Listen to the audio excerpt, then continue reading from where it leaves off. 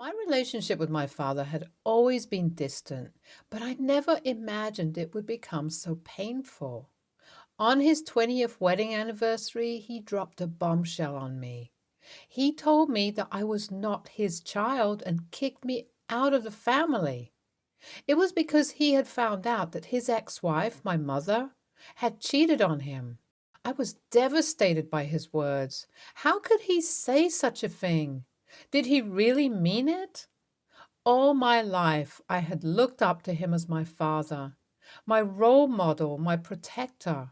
But now he was rejecting me as his own. It felt like my world was crashing down around me. At the anniversary party, my father had gathered all of our relatives and friends to celebrate his marriage. As we all sat at the long dining table surrounded by festive decorations, he suddenly stood up and made his announcement. I remember the shocked silence that fell over the room as everyone looked at him in disbelief. I felt like I was in a nightmare, as if I was watching a movie and not living it. My father's words were like a knife to my heart, and I couldn't bear to be in the same room as him.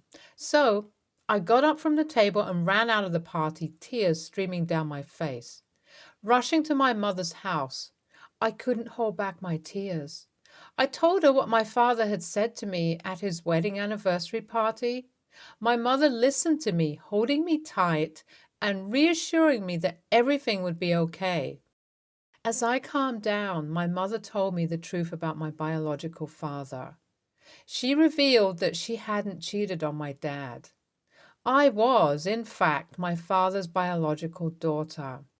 She explained how hurtful it was to be accused of infidelity and how much pain my father's accusations had caused her. I felt both relieved and heartbroken at the same time. It was a relief to know that I was indeed my father's child. But the fact that he had doubted my mother's faithfulness was painful to hear. It made me question everything I knew about my family. Despite the revelation, I couldn't bring myself to forgive my father for his hurtful words and actions. The pain he had caused was too much to bear, and I decided to distance myself from him and the rest of my family. As soon as I left my mother's house that day, I knew I had to start over. I felt completely alone and abandoned, but I was determined to make the most of my situation. I had to start from scratch, but I was determined to make a life for myself without my father's presence. I had to learn how to be self sufficient and rely on myself. I worked hard every day and saved as much money as I could. I had to prioritize my expenses and cut out unnecessary things from my life. It wasn't glamorous, but it was necessary. In the beginning, it was tough to do this without my father's advice and support, but as time passed, I started to build a new life for myself. I met new people and made new friends who supported me through the tough times. I started to pursue my hobbies again and even discovered new ones. Without my father's presence, I learned to value the relationships I had with other people in my life. My friends and coworkers became my new family, and I learned to cherish their love and support. I also started to see a therapist to work through my feelings of abandonment and rejection. It wasn't easy to talk about my pain, but it was necessary for my healing process. With the help of my therapist, I was able to work through my emotions and come to terms with my father's rejection. Despite the pain and heartache, I slowly started to realize that I didn't need my father's approval or acceptance to be happy. I was strong and independent, and I had built a life for myself that I was proud of. Years went by, and I continued to grow and flourish without my father's presence. I had accepted that he was never going to be a part of my life, and I was okay with that. I had my own family now, my friends, my therapist, and most importantly, myself.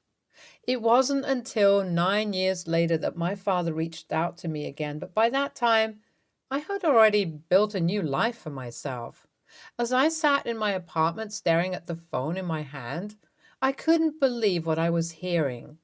My father, the man who had kicked me out of his life so many years ago, was calling me. After all this time, he wanted to talk to me again. I didn't know what to feel. Part of me was angry, hurt, and confused. How could he just expect me to forgive and forget after everything he had done? But another part of me was curious. I had always wondered what it would be like to have my father back in my life, to have a real relationship with him. So I took a deep breath and answered the phone. His voice sounded different now, older and full of regret. He apologized for everything, for kicking me out of his life and for the hurtful things he said to me. He explained that he had been going through a tough time back then, and he took it out on me. He never meant to hurt me. As he spoke, I felt a range of emotions. Part of me wanted to scream at him and hang up the phone, but another part of me wanted to forgive him. I wanted to believe that he was genuinely sorry and that he wanted to make things right. After talking for a while, we decided to meet up. I was hesitant at first, but I knew I needed to see him in person. Update 1. 1 week later. As I sat across from him in the coffee shop, I couldn't help but feel conflicted. It had been years since I had seen my father, and now he was sitting here in front of me, looking remorseful and vulnerable. I didn't know what to say to him. He began by apologizing for what happened at his 25th wedding anniversary, but I cut him off. I told him how humiliated I felt when he announced to everyone that I wasn't his child. I couldn't believe he could say something like that, especially in front of all those people. I could see the pain in his eyes as he listened to me. He knew he had messed up, and I could tell he was genuinely sorry. But I wasn't ready to let him back into my life just yet. I needed to know that he was serious about making amends. I told him that if he wanted to be a part of my life again, it was going to take more than a simple apology. He would have to prove to me that he was committed to making things right. I couldn't just forgive and forget everything that had happened in the past. He nodded solemnly, and I could tell he understood. We talked for a while longer, catching up on each other's lives. I found out that he had divorced my stepmother and had been going through a tough time. I felt a pang of guilt for not being there for him during those years, but I knew that it was important for me to put myself first. As we said our goodbyes, he told me that he hoped we could reconnect in future. I didn't make any promises, but I knew that I was open to the possibility. Maybe, just maybe, we could rebuild our relationship and start anew, but it was going to take time and effort on both our parts. Update 2. 4 months later. As time went on, my relationship with my father slowly improved. We began talking more frequently, and I even met with him a few more times. However, it wasn't until I heard from my mother that I knew something had truly changed in him. My mother told me that my father had reached out to her and apologized for his behavior. He admitted that he had been wrong to accuse her of cheating and abandoning me, and he expressed regret for the pain he had caused both of us. My mother said that it was the first time in years that he had acknowledged his mistakes and taken responsibility for them.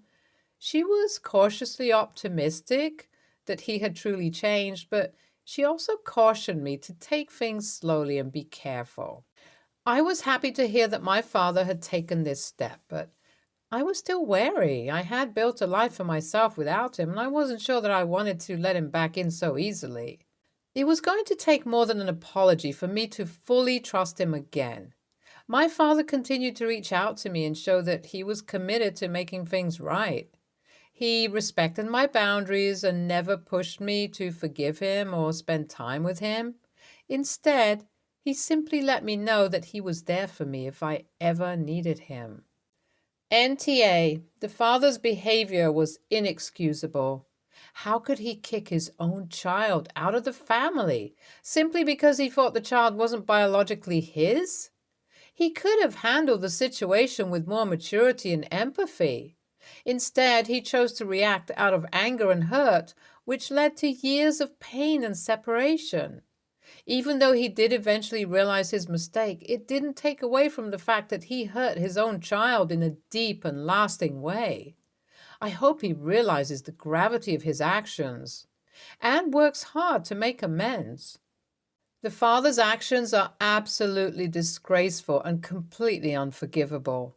To kick out your own child from the family simply because you suspect that their mother cheated on you is beyond shameful. It is an act of cruelty that no child should ever have to endure. The emotional pain and trauma that OP must have gone through is unimaginable.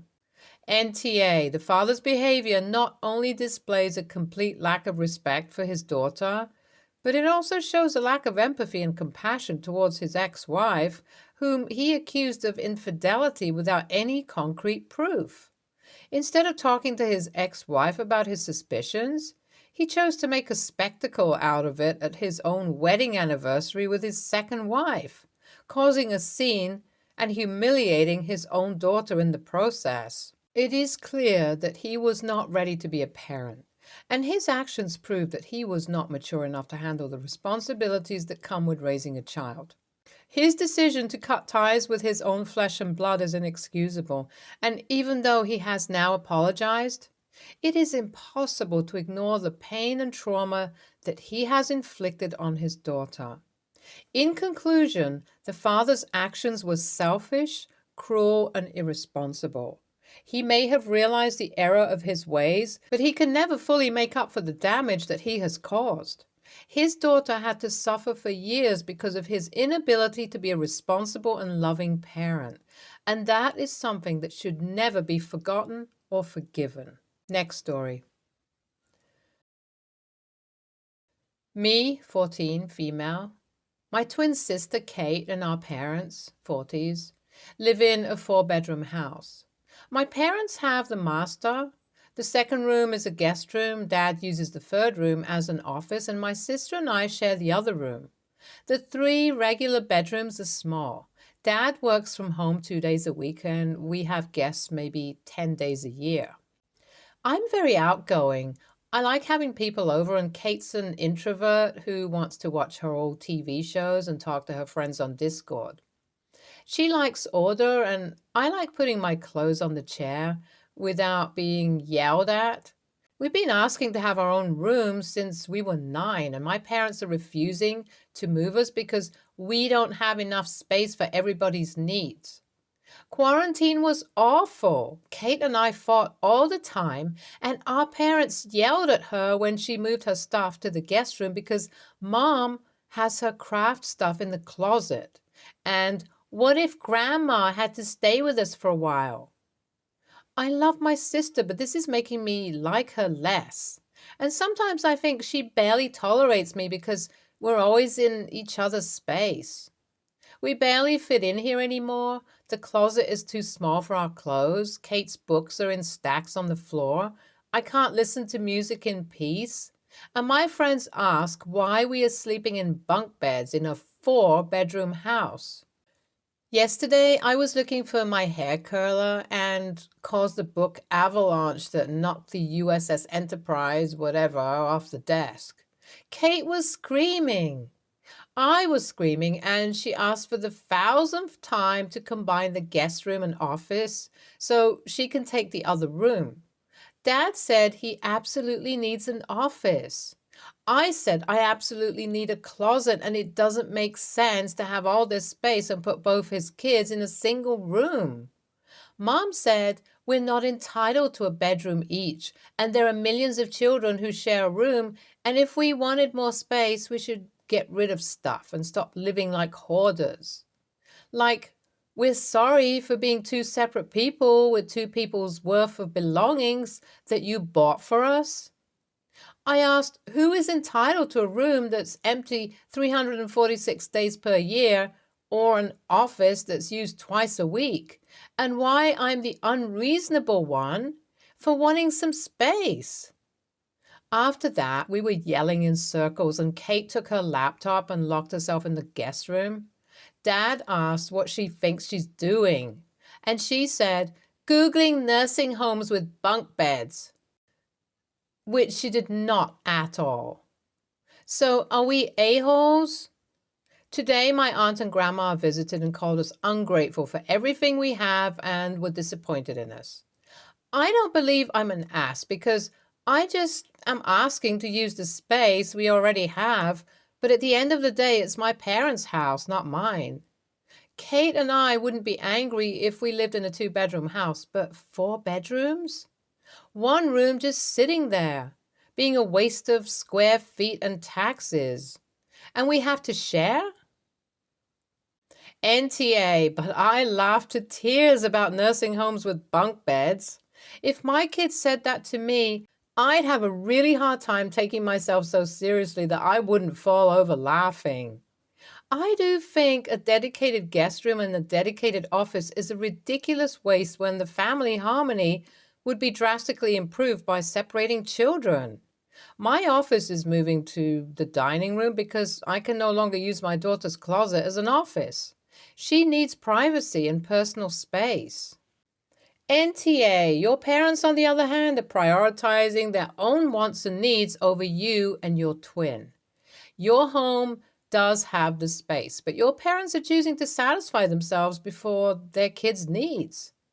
IMO, you and your sister have reached a point where you each need your own spaces. Your parents could probably figure out a way to turn one room into an office and guest room, especially since they don't get used more than twice a week. They are choosing not to because it interferes with what they want. Sorry for the bum deal. Save up and move out as soon as you're old enough. You won't have to live like this forever, just until you can pay your own rent. Next story. 24, male here, talking about my 24 female Mara friend. I'm organizing a birthday party at a bar in the city we live in for a mutual friend of ours. I rented out a portion of the bar with bottle service, so it cost about $2,000. A little over 20 people were invited, so I think each person paid around $80 to $90. I'm not quite sure what the number exactly was, as people paid me a few weeks ago. Mara was one of the people who paid me. She said something about misreading the dates, and she has some big thing with her sister that night, and she could not attend. The fight we are having is Mara wants her money back. Well, she can't have her money back. Why? Because I already paid. Essentially, I would have to give her the money out of my own pocket to refund her. Here is where I think Mara is being pretty shitty to me. She's insisting I can give her the money out of my pocket and using my life situation against me. I come from decent money. I currently live on my own, which I pay for pretty much all my bills. But my parents still send me a little bit of fun money a month. Not much, like $200. This is honestly how I paid my share of the bar. Mara knows this. She's been bad-mouthing me, calling me mommy's money and shit. She's accusing me of being a spoiled, selfish prick because I know she's worked for pretty much everything since high school. And the money means a lot more to her than it does to me, I guess. I don't think my situation matters at all, and that is just extra details. Her poor planning is not my problem. And just because technically I can afford to pay her doesn't mean I should. At the end of the day, she paid for it and didn't realize her scheduling conflict, and that's on her. The last comment I had to her was, if you claim you work so hard, maybe go to work and make your money back instead of trying to shake down your friend. And we haven't talked since. Edit. Typo. Edit 2. Other thought about refunding. Like, wouldn't me refunding her now set the precedent that if anyone else had an issue, I'd now have to refund them too? Edit 3. Because I guess I must make this clear. I told everyone 2 days in advance that I would be paying the bar. Everyone said it was chill. Edit 4. Many are claiming the good friend would give her the money out of their pocket. Look, she's not like a best friend of mine, not really someone I need to bend over backwards for. She's more the friend of a friend, and we are friends through that. NTA, she should have checked her dates before confirming and handing over the money. I think it was pretty obvious that the total was being split between attendees, so if she wants her money back, are you supposed to ask the other 18 or so for $5 extra? Are there any other friends who didn't make the guest list who you could ask in her place? Then they could pay her portion and you could pass the money back. Stay tuned for more stories from our girl relationships.